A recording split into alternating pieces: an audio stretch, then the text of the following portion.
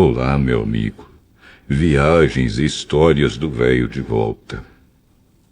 Continuamos vendo a história do médium Arigó. Uma das características do povo brasileiro sempre foi a de se entregar à fé. E isso também acontece com as doutrinas e religiões espiritualistas. E mesmo com o espiritismo não foi diferente. Vire à esquerda. Outra característica que devemos considerar é a diversidade de culturas que compõem a cultura brasileira. Aqui se misturam as culturas dos mais diversos locais do planeta. As pessoas aqui compartilham entre si essas culturas de uma forma muito ampla. E isso também se reflete na religião e na religiosidade do povo. Para o povo brasileiro, a possibilidade da possessão é uma ideia bastante comum e que se espalha nas diversas camadas sociais.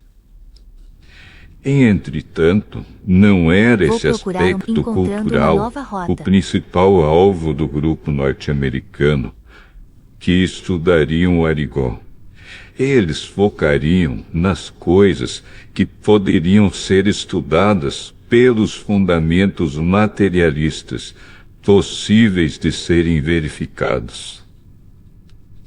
Assim, se dedicariam a compreenderem Arigó, a sua capacidade em fazer os diagnósticos, nos seus resultados dos tratamentos bem-sucedidos ou através das suas prescrições de medicamentos não convencionais, em sua capacidade de executar procedimentos considerados cirúrgicos, sem o uso de anestesia, sem a higienização necessária e com a finalização sem a aplicação de suturas. Em Nova York, os planos para a expedição começavam a ser executados. Ficou decidido que 6 médicos ficariam responsáveis por chefiarem a pesquisa. O objetivo do grupo era o estudo científico daquele fenômeno, através de seus aspectos que pudessem ser explicados na teoria e nas práticas aceitas pela medicina. Ou seja, iriam focar principalmente nas coisas que pudessem ser comprovadas pela ciência, deixando de lado a parte esotérica. Mas as perguntas eram muitas, e as respostas talvez não pudessem ser dadas pela ciência. De onde vinha a inteligência do Dr. Fritz, a voz que falava com Arigó? Como aquelas prescrições irracionais de medicamentos funcionavam? Como é que o médium conseguia fazer seus diagnósticos, identificar doenças sem exames auxiliares e localizar lesões profundas sem os exames de radiodiagnósticos que existiam disponíveis naquela época? Os cientistas teriam muito trabalho para responder a estas e tantas outras perguntas, se é que a conseguiriam responder.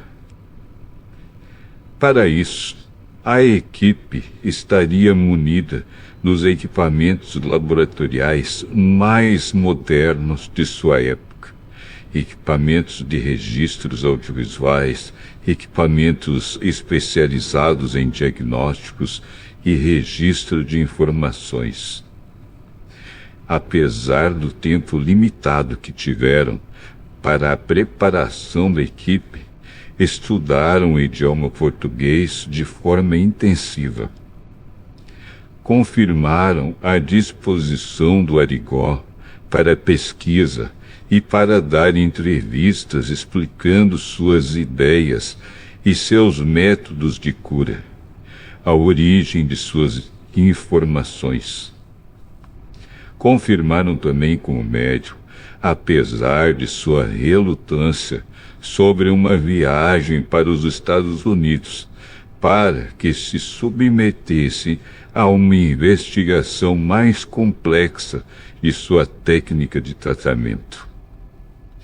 Mas a equipe tinha ainda um outro desafio que não fazia parte das pesquisas.